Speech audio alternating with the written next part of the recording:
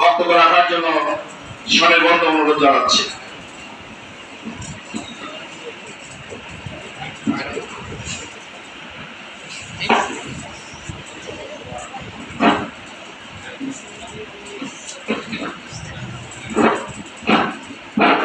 আসসালামু আলাইকুম।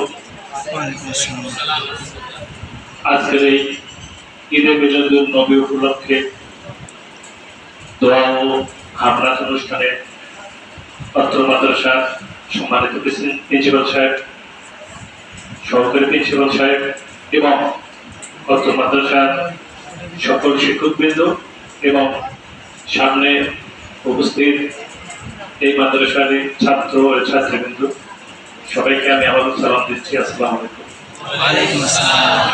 সত্যি এরকম একটা অনুষ্ঠান বিগত সময়ে করার কথা ছিল, কিন্তু আমরা পরিবেশের কারণে করতে পারি না। কিরকম অবস্থা দেখেন, পৃথিবীতে সর্বশ্রেষ্ঠ মহামানব হযরত মুহাম্মদ সাল্লাল্লাহু আলাইহি ওয়াসাল্লাম, আল্লাহর প্রিয় রাসূল এবং বন্ধু, অথচ তার সম্পর্কে এবং তার জীবন বৃত্তান্ত সম্পর্কে আলোচনা করতে গেলে আমাদের অনুমতি দিতে হয়। বড় কষ্টের বিষয়, আমরা মুসলমান, যিনি আমাদের আদর্শবান নেতা, যাকে অনুসরণ আমাদেরকে করতে হবে।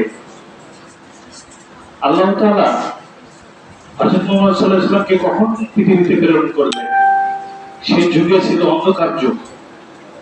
কেন অন্ধকার যুগ বলা হয়?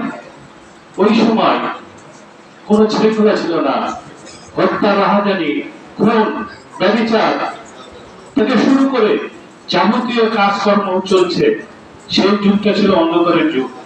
আর সেই অন্ধকারের যুগেই আলোর প্রতিফলন নিয়ে আসার জন্য আল্লাহ হযরত মুহাম্মদ সাল্লাল্লাহু আলাইহি ওয়াসাল্লামকে পাঠালেন। কেননা তার আদর্শ, সেই আদর্শকে যেন আমরা অনুকরণ করতে পারি। হযরত মুহাম্মদ সাল্লাল্লাহু আলাইহি ওয়াসাল্লামের আদর্শ নিয়ে যেন আমরা জীবন বৃত্তান্ত করতে পারি, এটা আমাদের অঙ্গীকার। আর এই অঙ্গীকার করার কারিগর হচ্ছে মাদ্রাসা। তোমরা এই মাদ্রাসায় নিয়মিত যাতায়াত করবে, ছাত্রকে সঙ্গে করে নিয়ে তোমরা তাদের কাছ থেকে মেধা তোমরা ছিনিয়ে নেবে। তোমাদেরকে মেধা নিয়ে এই মেধা তোমাদের জীবন চলার পাথর হিসেবে ব্যবহার করবে। যদি তোমরা এখানে হেলাফেলা করো, কোনো অলসতা করো, সত্যি তোমরা কিছু শিখতে পারবে না, শুধু আসা যাওয়া হবে। তোমাদের কল্পনা থাকবে একটাই, যে আমরা কোরআন ও সুন্নাহর আদর্শ নিয়ে আমরা আমাদের জীবন করব। আমি যখন এই মাদ্রাসার সভাপতি হিসেবে দায়িত্ব গ্রহণ করি, তার আগে আমার বাবা ছিলেন। আমরা আসার পর আমাদের গভর্নিং বডির সমস্ত সদস্য সহ, শিক্ষক সহ, আমরা সব সময় চেষ্টা করেছি মাদ্রাসার কি কাজ করলে মাদ্রাসার ছাত্রদের সেটা উপকৃত হবে, কি কাজ করলে এই মাদ্রাসাটা একটা রোল মডেল মাদ্রাসা হবে। হয়তো তোমরা দেখতে পাচ্ছ তোমাদের সামনে এই মাদ্রাসার কত কাজ আমরা করেছি। কি জন্য? শুধু তোমাদের জন্য। একটি আশা আমাদের, তোমরা যেন, আমাদের ভাইস প্রিন্সিপাল সাহেব বললো, একটা আজহারি হতে পারো। তোমাদের অন্তরে যেন কোরআন সুন্নাহ সবসময় লালন পালন হয় এবং সেটা যেন আরো দুইজনের মাঝে ছড়িয়ে যায়। এটাই আমাদের উদ্দেশ্য ছিল। আমাদের উদ্দেশ্য অন্য কোনো ছিল না। তবে আমাদের আগামী দিনে যে কাজগুলো আরো করা লাগবে আমরা করব, সমস্যা নেই। আমাদের গভর্নমেন্ট বডি আছে। এখন কিন্তু আরেকটা কথা আমি বলছি, সেটা সভাপতি হিসেবে কিন্তু আমি এখন আর নাই, কিন্তু তথাপিও আমি তোমাদের মাঝে থাকবো। তোমরা যখনই আমাকে ডাক দিবে তখনই আমি আসবো। যেমন এখানে আসলে আমার খুব ভালো লাগে, তোমাদেরকে দেখলে আমার খুব ভালো লাগে, এই প্রতিষ্ঠানের শিক্ষক মন্ডলীকে দেখলে আমার ভালো লাগে।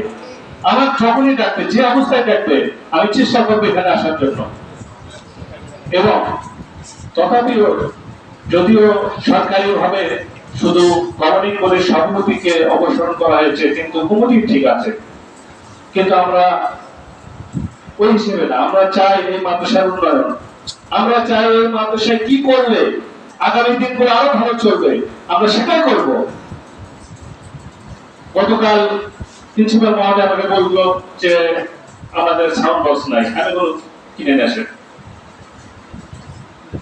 তারপরে অনুষ্ঠানটা করতে হবে, আমি বলবো করেন, ছাত্রদেরকে তোমার দিতে হবে, আমি বলবো সেটাও করেন। উনি আজকে বলতেছেন যে এখানে নামাজের সময় বারান্দায় ছাত্ররা নামাজ পড়ে, এখানে ফ্যান বাইরের গরম, ওখানেও ফ্যান লাগানো হবে, ইনশাআল্লাহ আগামী সপ্তাহে ওখানে ফ্যান লাগানো হবে। তোমাদের কোনো সমস্যা থাকলে তোমরা সরাসরি প্রিন্সিপাল আছে, সহকারী প্রিন্সিপাল আছে, তোমাদের টিচার মহোদয় আছে, তাদের কাছে তোমার চাওয়াটা করবে, নির্দ্বিধায় বলবে যে আমাদের এইটার সমস্যা, আমরা সেটা চেষ্টা করব সেটা করার জন্য। তো যেহেতু সময় হয়ে গেছে, আমি আর কথা বাড়াই না। আমার একটাই আহ্বান থাকবে তোমাদের, যে নবী আমাদের আদর্শ, আমরা সেই নবীর আদর্শকে সর্বক্ষণিক পালন করব, এটাই হবে আমাদের কাম্য। সবাইকে আবারও আজকের দিনে এই অনুষ্ঠানে উপস্থিত হওয়ার জন্য ধন্যবাদ জানাচ্ছি। আসসালামু আলাইকুম ওয়া রাহমাতুল্লাহি ওয়া বারাকাতুহু।